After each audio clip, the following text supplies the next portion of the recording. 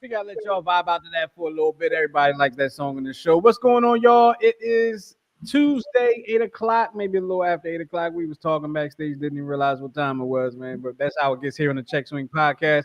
But welcome back to the Check Swing Podcast with myself, with Coach Santa, the brains and brawn of the situation, and of course the Hall of Famer Rob Battle is back with us in the building. Welcome back, Rob. It's been a crazy time since you've been going, Rob. It's just been a few weeks, but it's been crazy on the sports world. A lot to talk about, but really what we really want to talk about today is the Eagles and what they've been doing. But before we get into all that, I ask my folks, man. You know, I like to start my show. Zip up a little bit. Gotta ask y'all how y'all been, man. So how y'all been? Been great, man. Been great. Life and over here. We've been in the middle of a move. But I will say this to highlight my two girls. They're headed down on a train right now with my mom down to Birmingham for Thanksgiving, and my mother-in-law is with my sister-in-law. So this is the first time, you know, me and the wife is just by ourselves in a long time. So we're gonna enjoy this next few days. Hey, Miguel, hold on. Look in his eyes, man. I know it. You see the glimmer. You see the shine.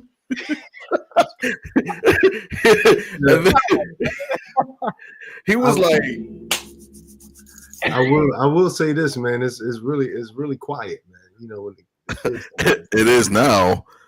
But give it a few hours.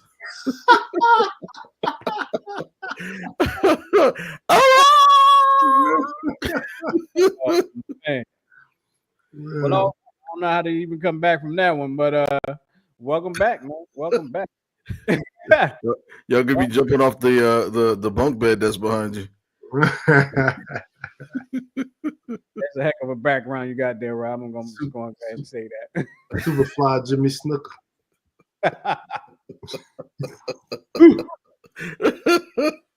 Oh man. I stalled. I try to get my camera turned around on my phone. So I want to get into it. I don't know what happened to my notes over here, but I want to get into it. Oh, Justin, I'm fine, thank you. Oh, I'm sorry. We're good. We're good. My bad, Brody. It's all good. It's all good. My bad. I want to get into it, man. Like, so, and Miguel, I'm hoping that you have the notebook because you wrote everything down, right? The Eagles right now are what, 9-2? Yes. 9-2, coming off the win last week against out in LA. They beat the Rams. 9-2 team, first place in the NFC East. Number 2 seed right now, currently in the NFC behind the Lions, who are just rolling over everybody right now. And I want to I gotta ask you to go back into the notebook, Miguel. Uh-oh. And I want to know, because I didn't write it down, what we picked this particular week against the Ravens, because the Eagles play the Ravens this week, and we're going to get into that. But I would like to know what we all picked as far as this game is concerned. Right, hold on, let me see that changed for any of us. Hold on, I gotta find the right notebook. That is Bill's. That's the voice lawyer. Okay, hold on. I think I found it. What did he say? Oh, what did he say? Bill's and divorce lawyer. Oh, jeez. Oh, Lord. Hold on. Well, I believe I had him at like a 13-4 or 14. You always have him at like 15 and or 16-1. That's what you always have him at. Because every time we do that segment, you didn't get him 4 losses, Justin. You didn't get him 4 losses. Say what? I don't think 4 losses. Even you didn't give him 4 losses. You usually give them like you've never given the Eagles back-to-back losses. No, I haven't.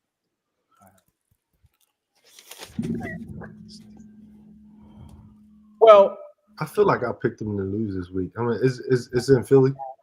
It's in Baltimore. Yeah, so I know I definitely picked them to lose this week. I don't know if I picked them to lose. I feel like I might have picked them to lose this one, and then also to beat the Steelers because the Steelers were not supposed to be this good. But while Miguel finds or not finds, what we had picked. Rob, I want to ask you since you're back this week and you're about to have such a great weekend. How are you feeling about the Birds as far as what you've seen and this week? Like, how are you feeling about them? I'm liking it, man. I like the dedication to the run. Saquon is having a historic year right now. I mean, he was over 1,000 after 10 games. I think the defense of that defensive front is stepping up. I like the young guys in the back. My feelings for Darius has not changed. I think he needs to retire. I can't. Yo, once I'm on it, man. Once I'm on it, once I smell the blood, I can't, man. I can't. For you, is it an age thing or is it a performance thing? I think it's both. I think it's an attitude thing. I think listening to the way he been speaking over the past years tells me that he's checked out. And one of the things that's a result of that are the constant injuries.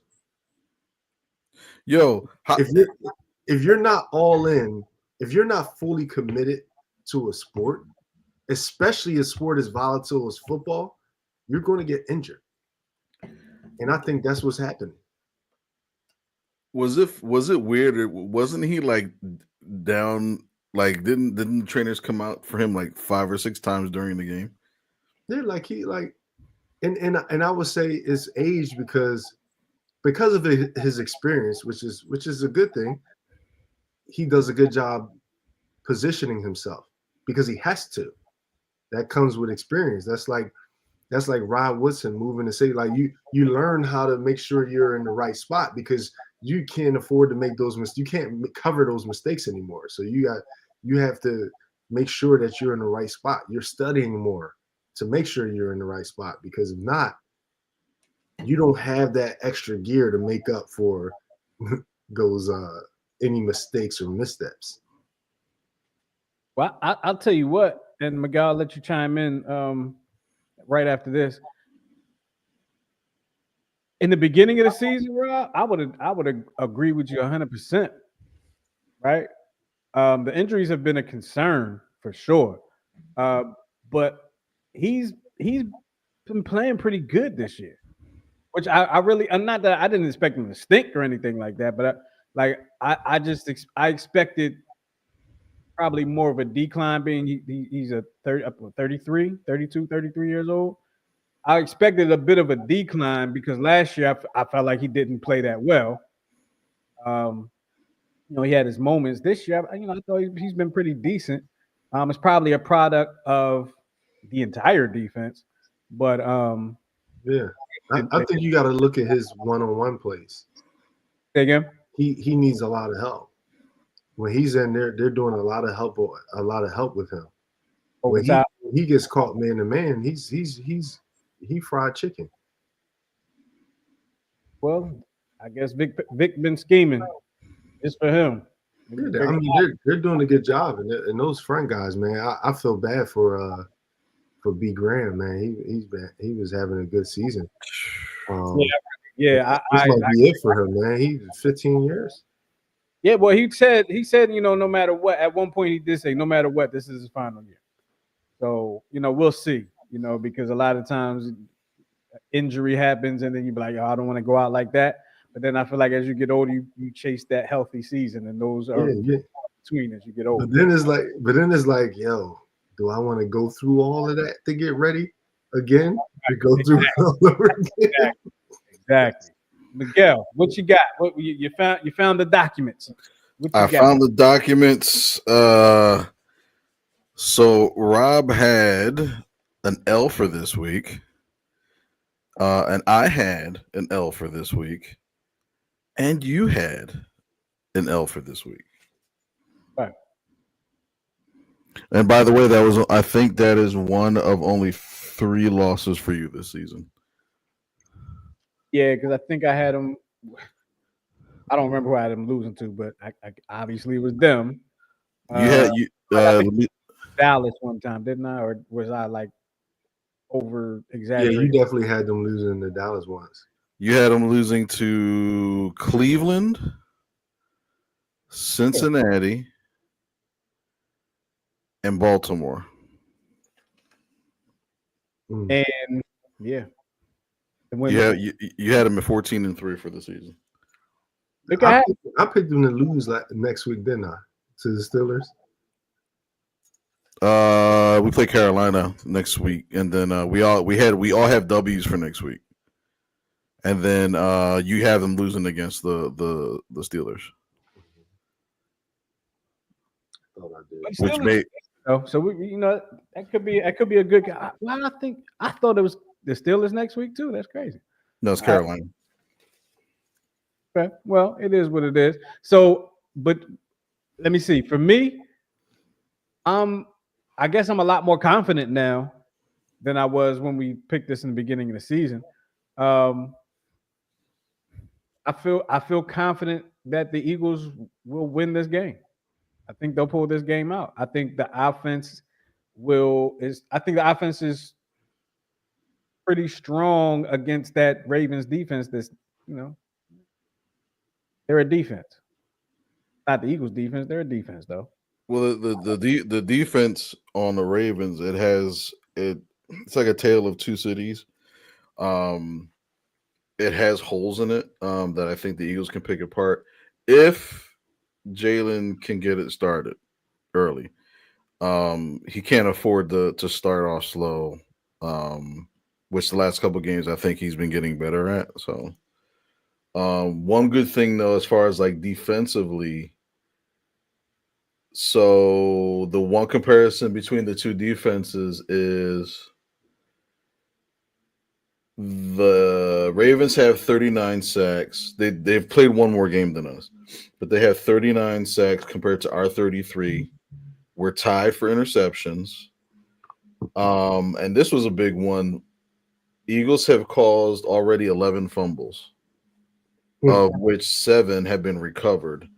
The Ravens have forced 8 and recovered 4. So the Eagles are getting a lot of turnovers, which historically has not happened. Even in the Super Bowl year, we haven't really been good at turnovers on defense. This year, it's like we're getting sacks off the edge. We're getting stops on fourth down. We're getting stops in the red zone. It's like we're doing all the things defensively that we needed to do, even the last year that we went to the Super Bowl. So it's like that seems to be coming together. What's crazy is I'm just thinking while you're talking, I was thinking about my picks for the in the beginning of the season, and I made those picks, and I'm not going to sit here and act like I predicted they're going to be this good because I did not think they were going to be this good. I'm just be honest. But I made those picks thinking that the defense was going to be shaky. I didn't believe in the defense coming into the season, and that's legitimate because it's a whole new scheme. You got new personnel. You got rookies to try to develop. So it's like you got to give it like the Mulligan year. But I think it took like, let's see, probably after the Tampa Bay game, I think that's when everything was like, okay, let's we know we now have, and let's make this click on defense, and they're making the adjustments like Rob was saying earlier. Yeah, I would like to see, and I know it's not an individual thing, but I definitely would like to see Saquon have a really good game just to extend that later on the MVP race. As I know, since Derrick Henry's still up there, I would like to see that. I would like to see that. I like to see our defense. Conversation. We're going to get into conversation. Them, and I like to see Saquon have a big game. Just to elevate him in the race. It's funny. My coworker, we've been actually begging for an Eagles-Ravens Super Bowl for like the last I don't know 3 or 4 years. So we're like, oh, this is the prelude to, this is not finally. It's not a preseason game. This is an actual real, primetime game, and all that good stuff. So, but I think he won't. For some reason, man, like Lamar just can't. They can't get right. That team, I don't want to put it all on him. I'll say that team just can't live up to the expectation. see, but this year, They ain't gonna make it. This year, I can't put a lot of that on Lamar because I watch a lot of the games because I mean it's the local games kind of are superior here, and like you take I think the Steelers game was kind of an aberration, but he's in every game and he's making passes like a quarterback now. You know what I mean? That one fluke loss against the Browns, for instance, that was really on the defense. Because I forget his name. He dropped a surefire pick in the fourth quarter and allowed. Why is it to that point though, man? That's the thing. Like, why is it to the point where because he dropped the pick that has an effect on the game? Y'all should have ran through those guys. Like when you're that type of team, like you gotta those games you have to win. Good teams win the games that they have to win, and they're able to muster up and win the majority of the games that maybe they're not supposed to win or tough games. But the definite games you gotta win, man. They gotta be in the bag. Which is true, but I think too because those were division games too, Browns and Steelers. Those are always, and I don't care. It never fails. It's always very rarely do you see blowouts in division games, even no matter how bad the team is. It's just that's kind of like just common nature. From them just knowing what you did the year before, and they're always like fighting for the division lead, and it's like those division games. It's any given Sunday. Yeah, the division games they've been crazy because who would have thought the Cowboys would have beat the Commanders the other day? Like I wasn't expecting that. That game was stupid. When I heard what happened, when I saw what happened, that was dumb. I said the game was over. My boy was like, "Yo, this they just scored again." It was like 20. I was like, "Oh, it's over." And then I didn't even realize what happened until I was watching highlights from the game. I was like, "What the hell?" They let the dude get an 87-yard touchdown and all of this stuff, and then the dude missed the extra point. Oh, that was. I hate to be the guy, yo. But you notice, I think that was actually like his third miss of the day. Is it me or are kickers missing like more than ever this year? It probably seems like that because Jake Elliott just missed like 2 last week. Again, in the Dallas game, the Washington kicker missed a lot. There was another game. Was it the Buffalo Chiefs, the Bills Chiefs game? There was quite a few games where just kickers were just missing left and right. So I'll take it a step further that the kickers have been missing a lot more since they moved the extra point back. I mean, the extra point. Since they moved that back, the kickers are missing a lot more kicks in general. Right, but that's all. But even take out the extra point, they're still missing more. That freaking the kicker from the Ravens, who's probably one of the best in football. In that Cleveland game, he missed like 3 field goals. So it's like an epidemic of just like kickers not missing. Or kickers missing. You know what I think is part of it? For some reason, I don't know what it is. I don't know if it's a new dedication to somebody really just wanting to crack that special teams code. But there's been way more blocked field goals this year. That's true too. Yeah, a lot of field goals. So now I feel like for the first time, kickers actually have some fear to worry about that somebody might block it. Yeah, it's I like think that comes into play. I can't remember I can't remember which Madden it was, or it may have been NFL Game Day. You know how you tried to get the one guy that would split the center and the guard, and he would just be up like this and block every kick. I can't remember if that was an old Madden game or an old Game Day game. Once you figured out that, then you were blocking the field goals all the time. It's like, and then it makes you not want to kick. I don't know which game that was, but I surely didn't know that cheat code right there. I wish I had. Oh man! If y'all know, hey, if anybody out there knows what game that was, let us know, because maybe I still have that game somewhere. I don't know. Let's talk a little Saquon. Talk a little Saquon. Man, let me tell you. I guess that guy that was in the office, I don't know if that was the GM, who that was. I guess he's getting no sleep. It was the GM and the owner, I believe. And the owner. The owner was the one that said, if he goes to Philly, I'll be sick. He said, I have a hard time sleeping at night. So yeah, he's not sleeping at all right now. Because this kid is special.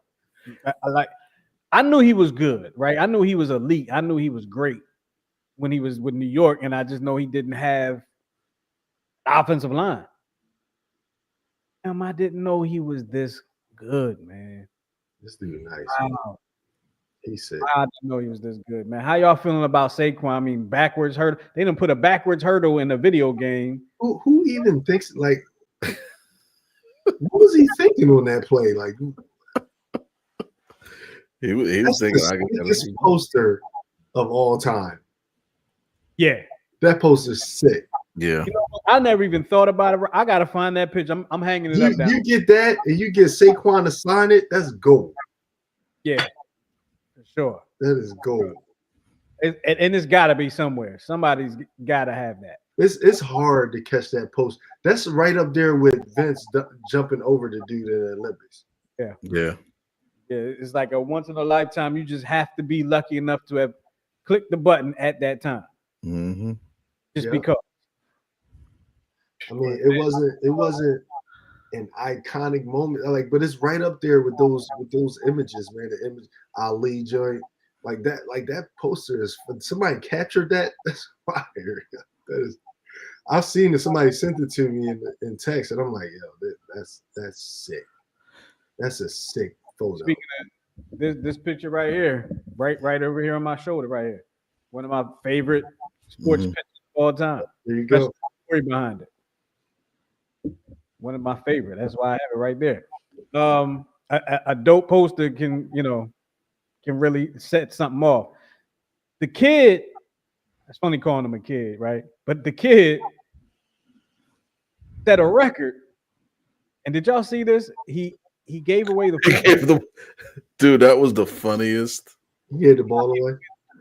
So just gave it away. Like, just gave it away right away. Just threw it. Like, I think he jumped in something. He did something, but he gave it away. Then he gets on the sideline. I guess he finds out that he had broke a record, set a record or whatever. And he was asking the ball boy, y'all get that ball? He said, gave it away. Man. He was like, his reaction was like, oh, man. Well, so wait a second. So because I didn't go online or whatever. So he had 302. Was that total? 302 was total, but he ran for 255 yards. Okay. Which broke Shady's record for most of the game. Okay. What was Shady's record? Do you remember what Shady's record was? Oh man, it was like 220 something. Was that the game against the Bills, the snow game? Lions in the snow game. It was against Detroit. Thank you. Yeah, the Lions in the snow game. Yeah, that's. But I mean, at the end of the day, man, I have mixed feelings about like the accolades, the trophies, and stuff. Because at the end of the day, it's like, what am I doing? What are we doing with it? Like your grands will see, like, oh, that's the full, like, oh, that's cool. But I mean, for me to hold it, it'll probably mean so much more to somebody else. Maybe a fan or whatever. I don't know. For me, it's just going to be there on display, and it's just like, Are you talking about the ball or what? I'm Yeah, just like trophies in like the ball, the uh, any other trophies and all that stuff.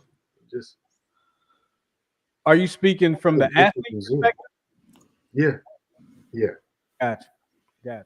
And it's fun, not funny, but it's interesting that you say that because you always hear about, and for whatever the reason may be, you always hear about a athlete that's won a championship selling their ring. Hear about that a lot. Selling a trophy or something like that, auctioning it off, stuff like that. Um, it was not Tyson Chandler, basketball player, former basketball player. He probably should still be playing basketball. He was in a car accident and can't think of his name, but he said he would rather have something than a championship ring. I forgot what it was, but like I said, it's funny that you say that because what do you do? Like Rob, you've won championships. Yeah, What do you do? I've had my first championship I won in Argentina. It was cool. They were trying to make it as much like NBA as well. They bought it. They got us championship rings. They were a solid gold championship rings. And I remember buying. I think I bought 2 more or 3 more. I think they were like $1,000 each. I bought one for my mom, one for my dad. I don't remember if I bought one for my brother or not, but I bought extra rings. I don't even know where it is. I know I lost one. I don't even know where they are. And I got another one from Venezuela. I got another one from the second championship in Argentina. I don't know. I don't know where they are. And sometimes it's cool to wear them, but like when you're an athlete, when you're in the moment, like you get those things, like you're reluctant to wear them. It's just like, yo, I won. Most of us aren't like, yo, look at my rings. Like I'm rocking my rings out. We going out to dinner. Hell, check out my championship ring. It just so they sit there. They sit there. You'll see some of them dudes might put them on. They go around the other like NBA player or whatever, but they don't wear the rings. You ain't seeing Shaq and all those just rocking their championship rings. It don't. It just don't. It doesn't happen. It doesn't happen. It's nice to have the thought is great, but you're really not going to use it. It's kind of like the active military, right? They don't really like taking advantage of they kind of modest, low key. But the veterans, now that they're past that point, they're like, yo, Veterans Day, free stuff. Like, hey, yo, let me get my free meals. They hopping, you know what I mean? They free meals for the day. But you won't really see as many active people doing it. It's just, I don't know. So as an athlete, and we didn't shifted the whole conversation, but I like this conversation. So as an athlete that has won a championship, what's of course when you win it, you're excited, it's great and all like that. But then when it's all said and done, and you moved on to the next phase of your life, how much do those championships mean to you now? And I'm not just talking about the trophies or like the fact that you won. Does it mean a big deal to you, or is it just like I was in the league, I was playing, and That no, the championships mean a lot. They mean everything. okay, Like if I didn't have a ring to go with it, it don't matter. I know I'm a champion. That's what it's all about. And I listen to Gilbert Arenas and all them. Like, oh, I'll take 50 million and not a championship. I may be dumb, and then people might think I'm silly. I'm taking a championship because I'm a winner. I want to win. I don't want like that's why we're playing. Yeah, we have we're blessed to make money doing it, but I want to win. I want to win. play to win the game. I was never. I put up good stats, but I was never like the 30-point scorer. I never averaged 30 a month, but I averaged. There's times where I've won championships. I've been the best player in the league. I've only averaged 15 points, but I average rebounds. I just make the team better. Right, total package. You do You the work. can't you really can't put a price on it. Gotcha. You know, I got you Because just like I think about like and of course this ain't on the same levels. Don't laugh at me, Rob. But I think about trophies I won as a youngin, winning a championship. As I don't even know where they are. Actually, my mom asked one time like where they are. I think I had took the top part of the trophies off and just kept the part like with my name on it. And I don't even know what I did with them. but guess what? You remember it, right? You ain't never forget. And Remember everything. you know, was this baseball? Baseball, basketball, soccer. And Yep. I bet you probably know who your catcher was and who. Oh yeah, Johnny, that play Johnny made. You don't forget. I had my teammate who played with me on the team, my first championship in Argentina, Libertad. He hit me up today out the blue because he commented on my post, you know, my gym post, and he was like, "I got a question, just between me and you. Who you love more, Libertad? That was my first team I won a championship, or Kimsa, which is the jersey you saw we have on today." And I'm like, "Come on, bro!" But like, even him just hit me up. I get a feeling just talking to him because we did something special. We brought the first ever league championship there.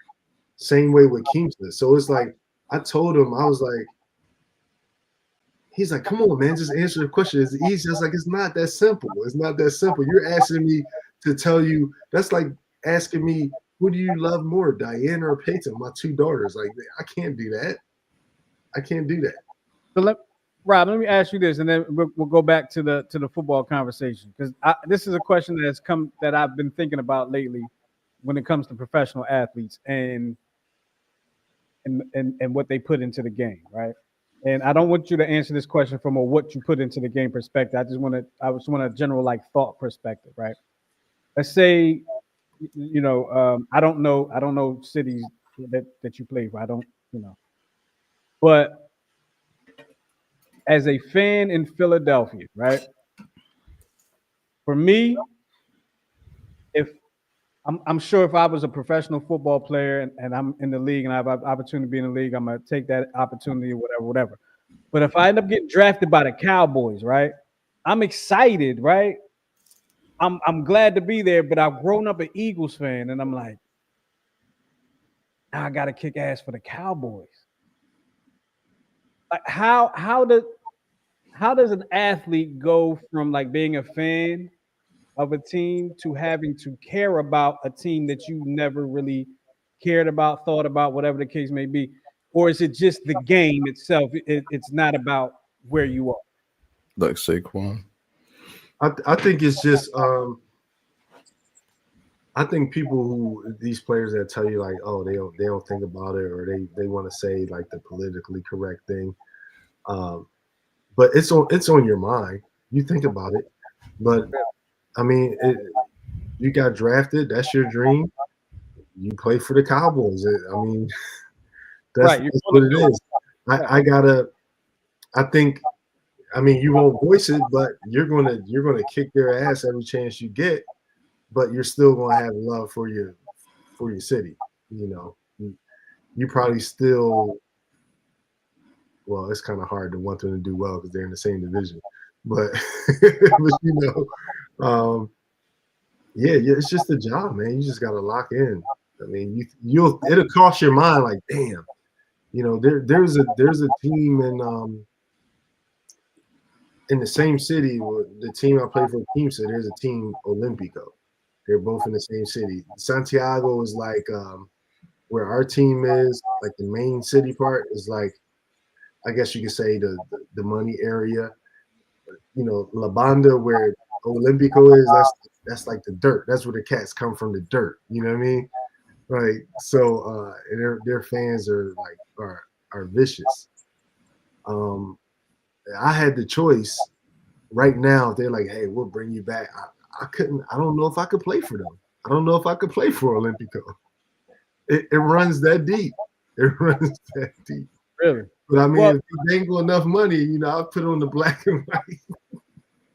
Miguel, didn't we talk about a player? Was it Harold Carmichael?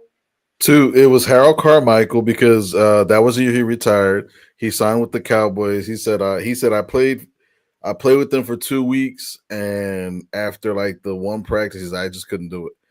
And then I didn't know that. and people didn't know that Jackie Robinson actually signed with the New York Giants at the time. And he was in spring training, went through the whole spring training, and he decided to retire from the sport of baseball than to play with the Giants. That's how deep that rivalry was. And you're only talking about Brooklyn to Washington Heights, Harlem, same city. They absolutely hated each other. He could not live with himself in the Giants uniform. Yeah, Always it find that runs, interesting, it man, runs 'cause deep. I don't know. I mean, I know I'm getting paid to play. I'm going to do it, and I want to play. But like, if I had to play baseball for the Mets, like, For us in high school, it would have been like because we went to Northeast. I'd be like us Central. playing for Central. We couldn't Right. play for One of my best friends is a Lancer. it'd have been like playing for Chester. Like, I can't do it. Now Penwood kids would probably be like Academy Park. Anyway, let's get back to the football conversation. Get back to football conversation. We're here on the Check Swing podcast. Appreciate y'all hanging with us. Put y'all comments in the comment section. I'll put your comment in the comment. And let us know what you think. We're about to get into power rankings. Okay. I want to know what your NFL power rankings are. Y'all can give me y'all opinions on what your power rankings are. The top 5 teams, right? We got to make it top 5. So you gotta get to that 5th one and say, maybe, I don't know. But Miguel, I want you to go first. I want you to go first because you are in the city of Baltimore, and you are an Eagles fan, and it just makes it extra special. So go ahead. You're going. You're going. So you want me to give you my top 5? Yep, your top 5 in the NFL right now. Your best 5 teams. Your 1 through 5.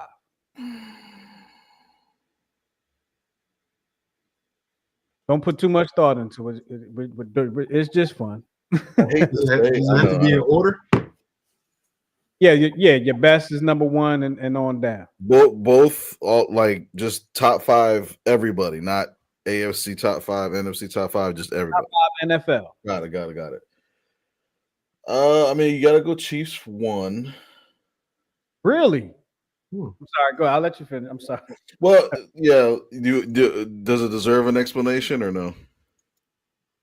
Well, go through your 5 and then you can explain if you want. So KC 1, I would go Detroit 2.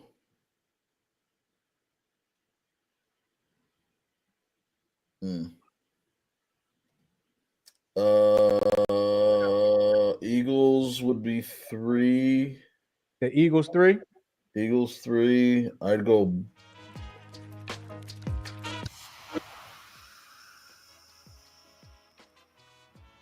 Did something happen? Yeah, I'm playing some music in the background while you think. While I do that, okay. Threw me off. You got to cue it up. You got to let me know when you can do it. I'd go Buffalo 4.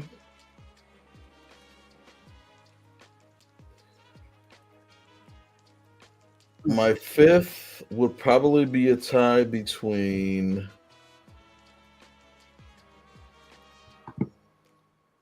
Baltimore and the Steelers. No ties. But let me. I'm gonna pick. No ties. But it was gonna be between Buffalo. Baltimore and Pittsburgh. But I'd have to lean towards Pittsburgh. I got to get Pittsburgh the 5 spot. Pittsburgh beat them. Yeah. Rob, I want to go to you next. Yes, sir. I'm going with Detroit, Kansas City, Birds, Bills, Ravens. Even though the Bills beat Kansas City? Yeah. Okay. All right. I'm a bit different. And I kind of feel like I'm crazy. But a lot of times my takes on this show are crazy until y'all realize I'm right. I'm going Detroit 1. I agree with Rob there. I'm going with Detroit 1. I'm thinking Buffalo 2. Thinking Buffalo 2, right? I want to put the Eagles there, but I'm going to go Buffalo 2 just because they're kind of surprising. Like I thought Buffalo was going to stink this year, to be honest with you, but they're rolling. I'm going to go Philly 3. Then I'm going to go Kansas City. That's 4. That's 4. Mm-hmm. And then I'm going to go what I said. I said Detroit, Buffalo, Philly, City. And I want to put the Ravens up there, but I can't. And I really don't feel like I can put the Steelers up there either. To be honest with you, because that quarterback situation, I can't put you in my Power 5. Can't score in the red zone, like literally. Put the Chargers up there. Chargers, and I can't do that because they lost to the Ravens last night, right? So I can't put the Chargers up there. But the Chargers look decent though; they look good. But I'm gonna go with. I think I'm gonna go with. And I really don't want to. I don't believe in Minnesota. Yeah, I was about to say nobody named Minnesota. Minnesota. I don't know what it is, man. Like you believe in Dalton? It's Dalton. Darnold. Dalton. Oh, Darnold. I'm sorry. I keep saying Dalton. Darnold. Sam Darnold. I kind of. It's hard. It's Miami balling right now too. They're decent. I can't put Miami top 5. So I'm going to go. I want to go with Green Bay, to be honest with you, but I'm going to go Minnesota. But I believe Green Bay is the second best team in that division. They're actually the third best team in that division. No, I'm saying I think they are the second best team. Like I think they're better than Minnesota. Yeah. I think Darnold is benefiting from having an actual squad versus whatever they call that in New York. Yeah, with New York just releasing their starting quarterback too, and keeping I think what they're getting hit with like 30 million in dead money or something astronomical like that. And then, but there was talk about Aaron Rodgers getting released too. Aaron Rodgers was done his last year in Green Bay. He just needs to hang it up, shake hands, call it a career. Wasn't he in the MVP conversation his last year in Green Bay? No, because he blew his Achilles up. Oh, his last year in Green Bay. I mean, yes and no, but yeah. The conversation. The last couple of years, even with Brady, like they're always in the conversation, but I don't know that he really had a true MVP season. That's crazy. Well, we know he ain't having one this year. They just got rid of Saquon because they talking about we paying his money to Daniel Jones, and then they release him. And they released him. They are sick right now. I don't even know how that front office keeps food down. They probably don't. They showed a segment too. I don't know if you saw this because he had his daughter and I think his son. His son, I think, is in college, and his son. And mind you, this was back before the draft. He's just laying on the couch and he's like, you know what? If you play your cards right, you can actually trade up and get Jaden Daniels. So he's like, okay, so who do you have? You have Jaden Daniels. You have who? You have who? So he's literally going around and just asking random people in his office who we should draft. Who was doing this? The general manager was doing this, and then he asked his son, what do you think? Who should we draft? He's like, you should trade up and get Jaden Daniels. And when they had the opportunity to, they didn't. Because they wanted to pay Daniel Jones.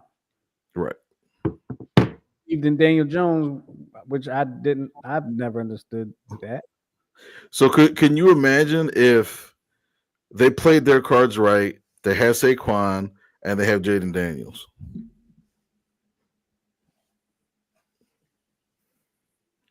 that the general manager should be fined.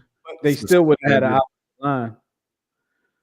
But you still have a more formidable quarterback, and you still have, even without the line, Saquon still did a little something. But here's the thing. Quarterback that can get out the way. You got a quarterback that can move, right? But you got a rookie quarterback behind that offensive line. He ain't gonna learn nothing. He ain't gonna grow as a quarterback. It ain't gonna happen. He's gonna be running for his life. Well, you see what's going on with Caleb. For who? Caleb Williams. Yeah. Prime example. Prime example. It's the microwave society we in now, man. Quarterbacks don't have to develop anymore. All the business. We have. I know Miguel wanted to talk about something about baseball, and we're gonna get to that in just a minute. But I want to ask you guys. I'm gonna put y'all on the spot because I didn't get to tell y'all before the show. But I got a question for you. With Thanksgiving coming up in a couple of days, actually, what is a Thanksgiving dish that's popular, general, that you really just ain't feeling? Stuffing. Stuffing. You don't like stuffing at all? Nope. Like never like Never. I just kind of started liking stuffing maybe in my 20s. Like as a kid, I did not like stuffing at all coming up. Nope, can't do it. What about you, Miguel? Something that's very, very popular and I've never liked, even out of the can, which is popular, is the cranberry sauce. Never cared for it, never loved it. Just never. I just got into sweet potato pie maybe within the last 10 years. What? Within the last 10 years. I'm saying because I'm taking your melanin back. I'm taking like I said, within the last 10 years, I got into it. Growing up. What were you eating? Pumpkin? It could have been. It just wasn't a thing that I think. I'll be honest with you. I can't tell the difference between. I can't either. But I was able to tell the difference when my wife's grandmother made it. That was the only time I was ever able to tell the difference between sweet potato pie and pumpkin pie. I could really been able to tell the difference. Whatever reason, I don't know. It's like it's texture, isn't it? Yeah. It's texture. Yeah. Pumpkin pie is like more soft. It's not as thick a texture as the sweet potato pie. It's like the difference between Starbucks and Dunkin' Donuts. That's what it's kind of like to me. Starbucks. Yeah, Starbucks coffee tastes like it was refurbished, like it's used. What about you, Jay? Refurbished. That's a tough question for me because there's stuff that like if I don't like the way it look, I just ain't gonna put it on my plate, right? But we actually asked the question on the 10-7 show, and somebody said green bean casserole. That's not a staple. That ain't never been a staple. Who came up with that crap? Not in the Brown family. Hell no. I've guessed I've seen it on the menu. I don't know, but I've never had it before. So I just when they said, I mean, it sounded actually kind of good. Like it got the fried onions on it with the what else go on there besides green bean? No, I don't want no mushrooms though. I don't even know what makes it a casserole. They invented a sweet potato casserole and all this crap. Like, no, man. You're killing me. That's for people that are trying to get rid of stuff. The weirdest thing that was brought to a Thanksgiving dinner, and I have to be careful because depending on who's watching, they'll know I'm talking about them. But somebody's wife brought in what? I be careful. That's all.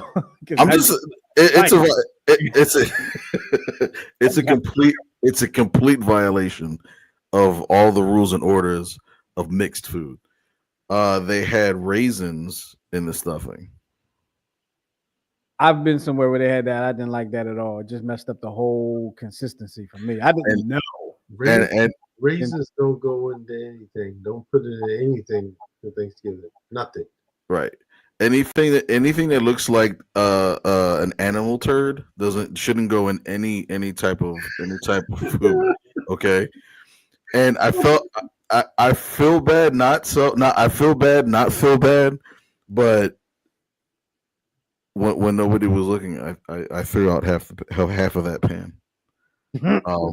You don't want rabbit. You don't want rabbit turds in you. I'm quite all right. Yeah. If I had to pick one, I probably had to go with what my wife said on the show on Sunday was turkey. Like I do like turkey, but a lot of times that Thanksgiving turkey, like fried, like, you gotta get like exactly right. You know what I mean? Like, Have you ever had the fried turkey? I have. I enjoyed it too. One of my former colleague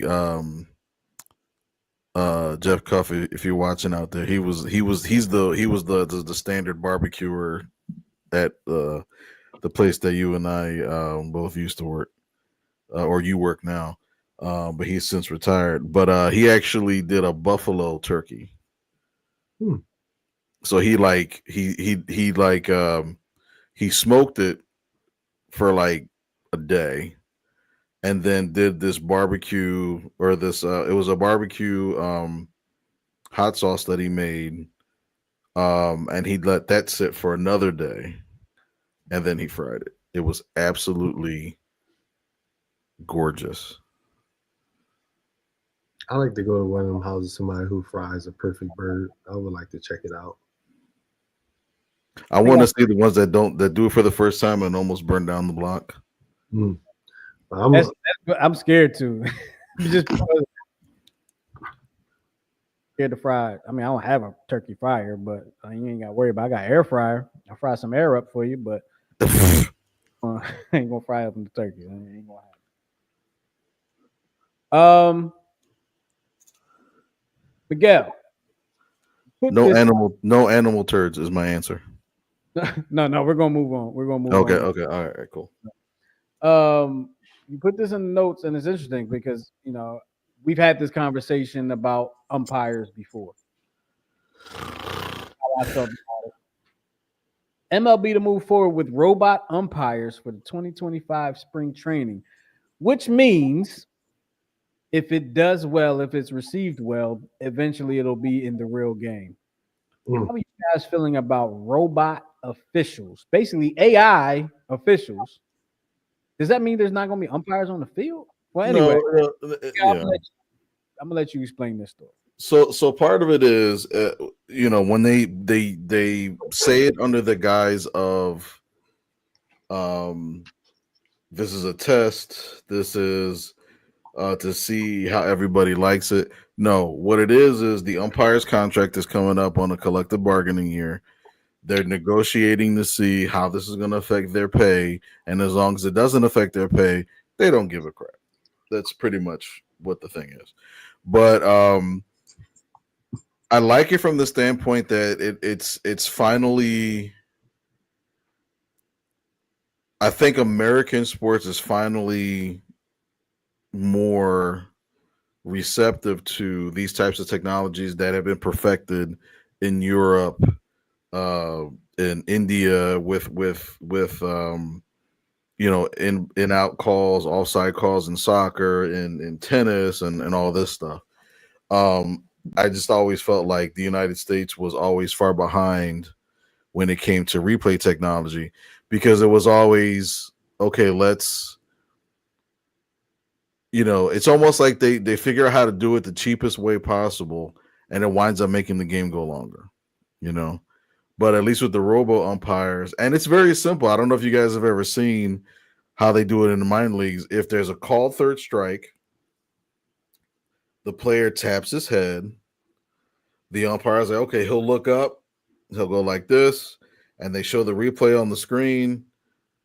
Ball is out of the zone. It was a strike. Now it's a ball. Simple. But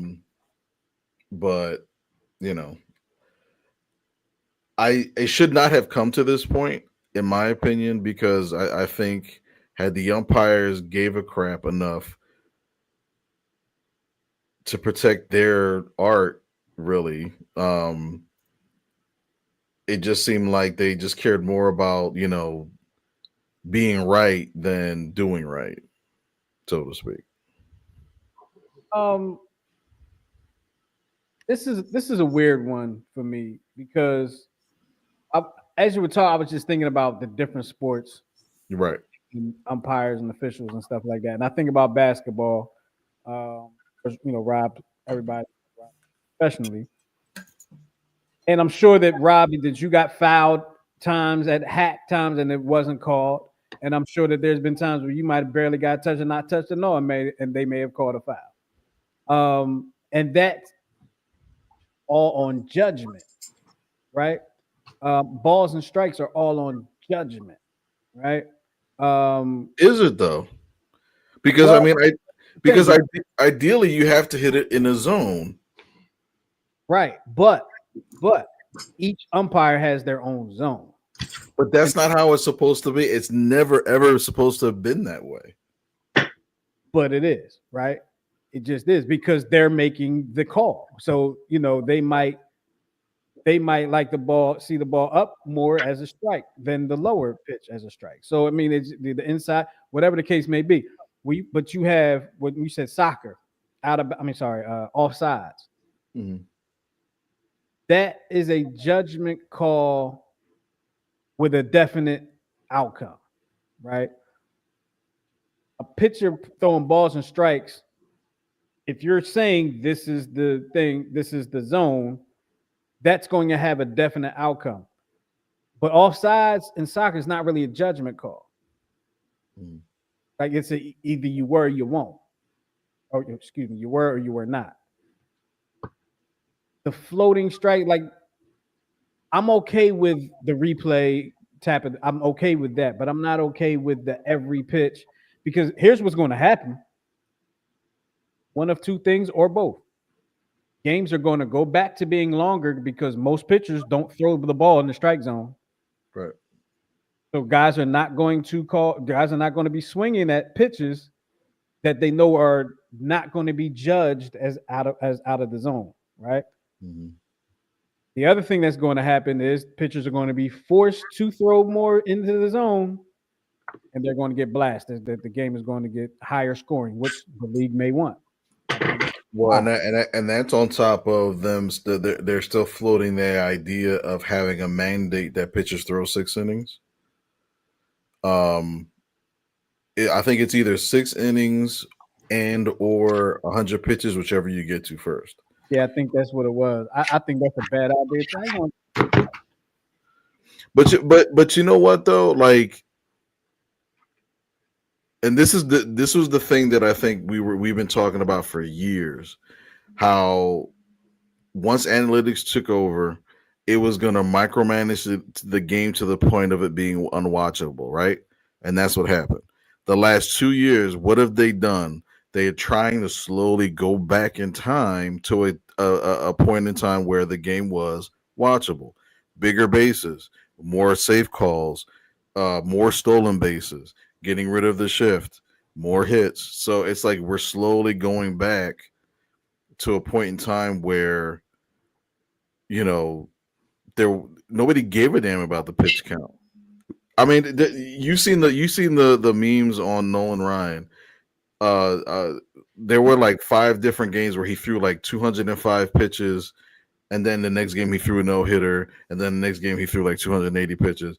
So it was like, what's the difference? You know what I mean?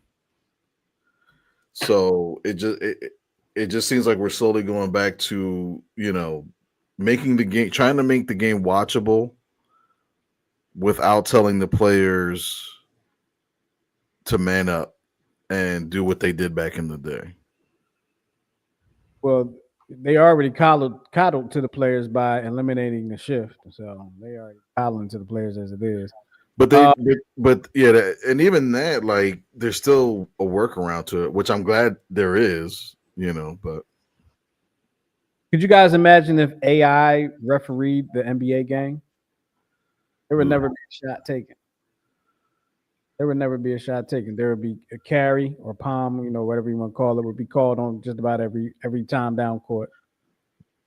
Pivot foots, pivot feet. Your pivot foot moves, people's pivot foot moves all the time. That doesn't get called. A lot of 3-4 step lead ups to a layup or whatever.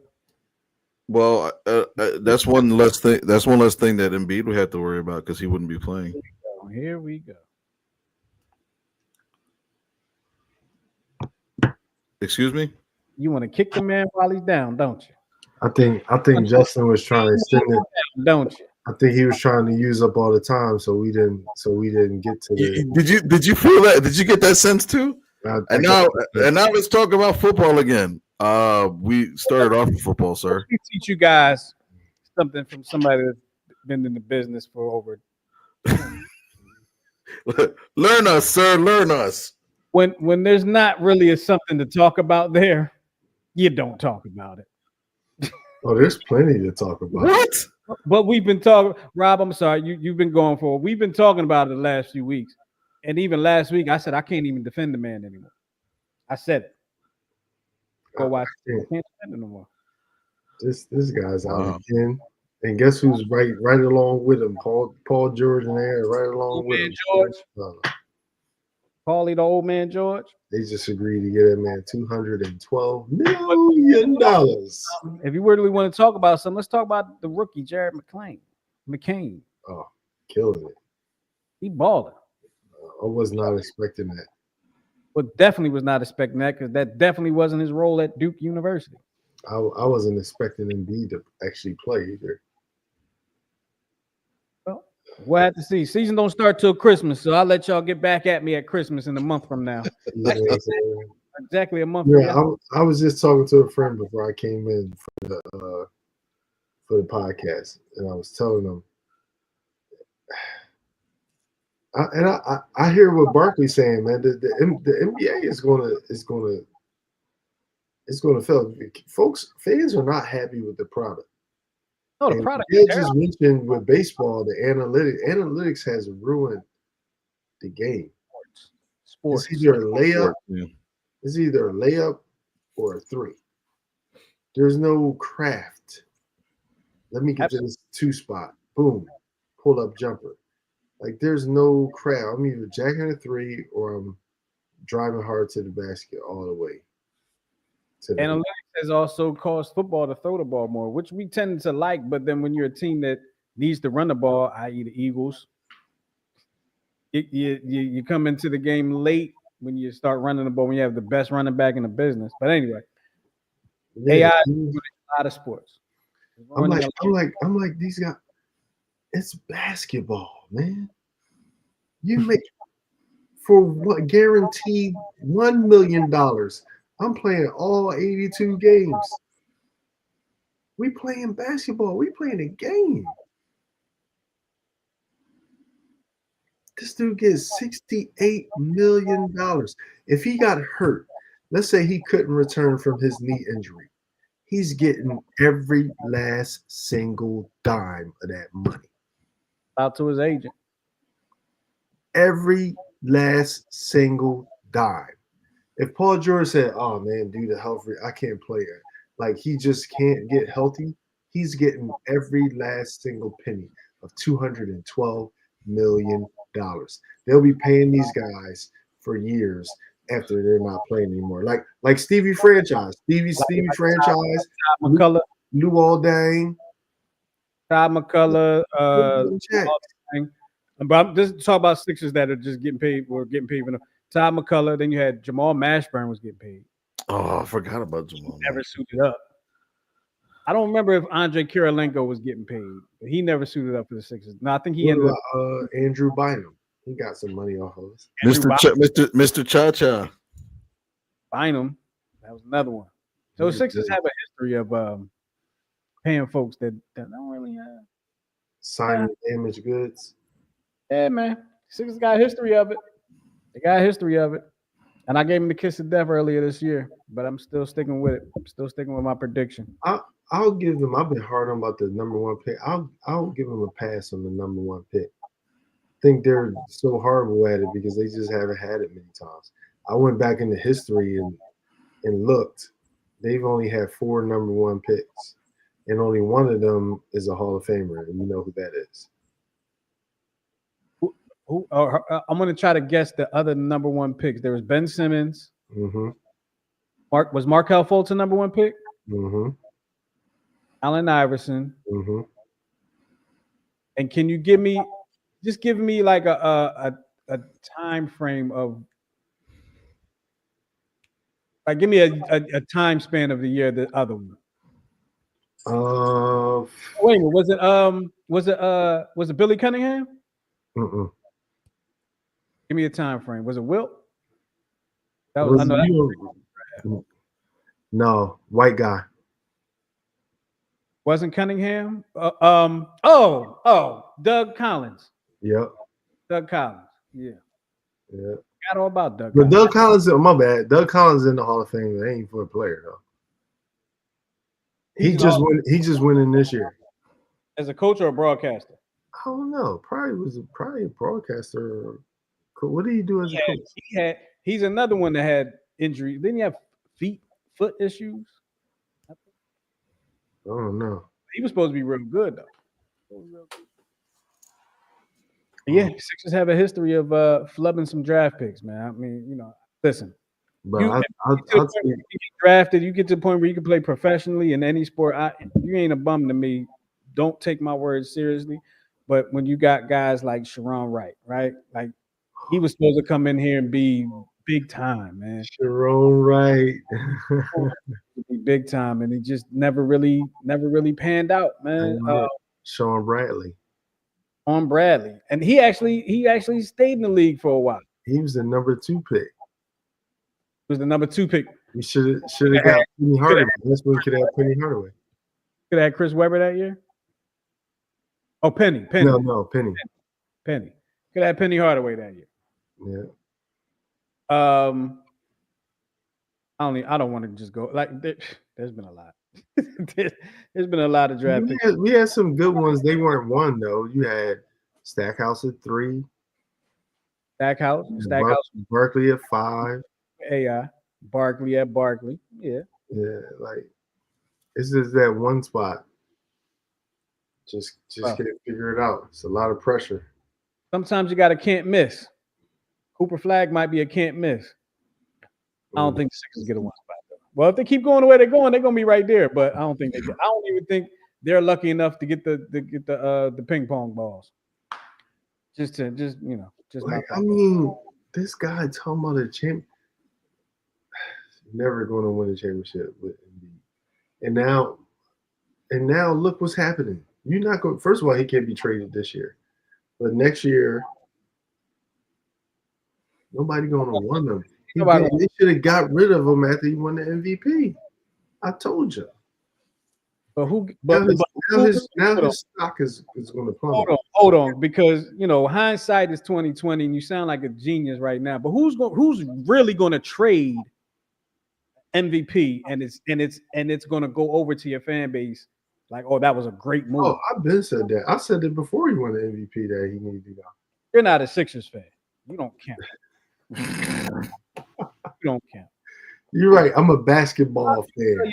Fan base that we're trading the MVP, and you're not going to get equal value because what are we losing? That's the question. They're saying, okay, the fans gonna be mad, but what are they gonna be mad about? What are we losing? The MVP of the league.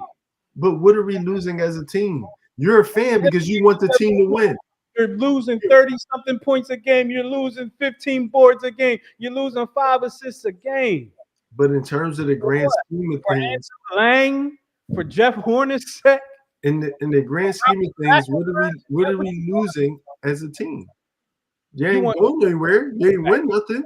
Roy Hinton in here, don't you? Because you heard that I beat Roy Hinton in Sixers camp 1-on-1, and you want Roy Hinton back in here, don't you?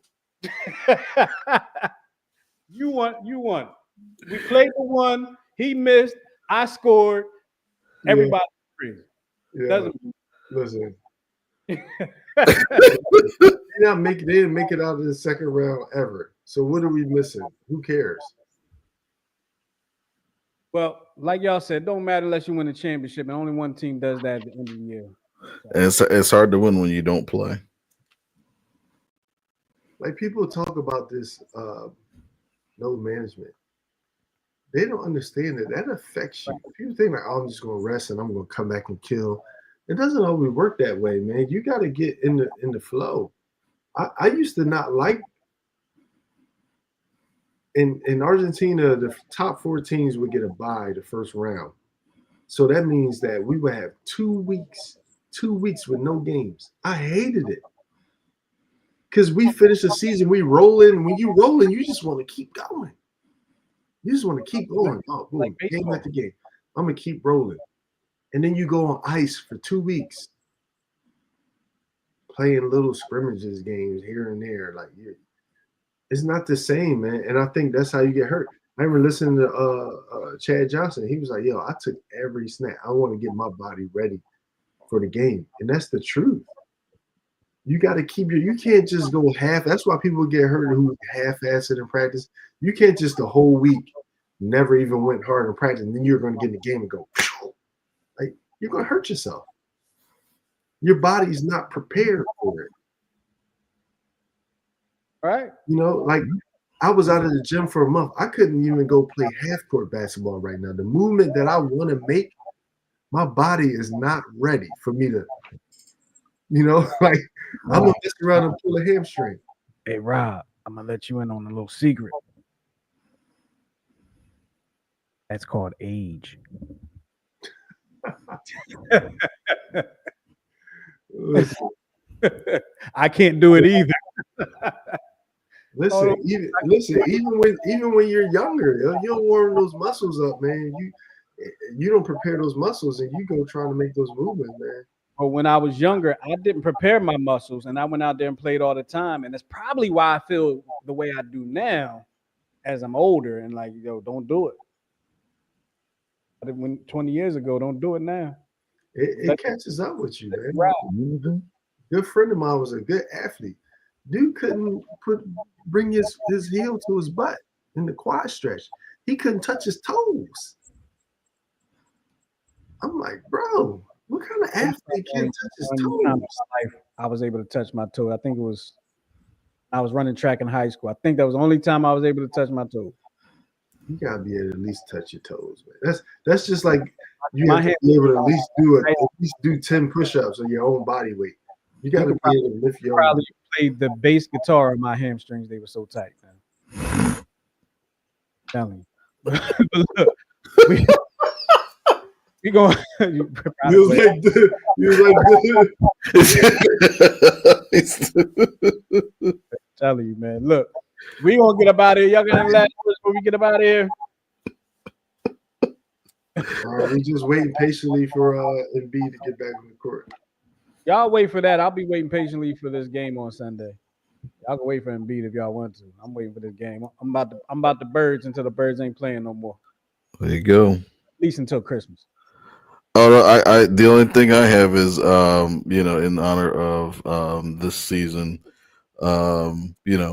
enjoy you, sir, Mr. Hall of Famer, enjoy your wife, and the quiet and the solitude, and make sure you use the bunk bed behind you. And enjoy this season of rest, relaxation, and being with family. Yes, happy holidays, happy Thanksgiving to you, my brothers. Stay active, earn that turkey. Definitely gonna do that. And shout out to Kit the Craze, Philly the Craze, Fly Eagles Fly. You already know what it is. Fly Eagles Fly. Oh, and don't put excrement in your Please don't put excrement anywhere. In your stuffing. Or anywhere. Don't put it anywhere, except for where it's supposed to go. Don't put rabbit drops in the stuffing. No rabbit droppings in the stuffing, please. Right. And with that, we're going to get up out of here. We appreciate y'all hanging with us here on the Check Swing Podcast with myself, Coach Santa, the brains and brawn in the situation. Of course, the Hall of Famer, Mr. Rob Battle. We'll talk to y'all next time. Y'all have a good Thanksgiving and eat and sleep and then eat some more. Talk to y'all next time. Peace. No rabbit crap.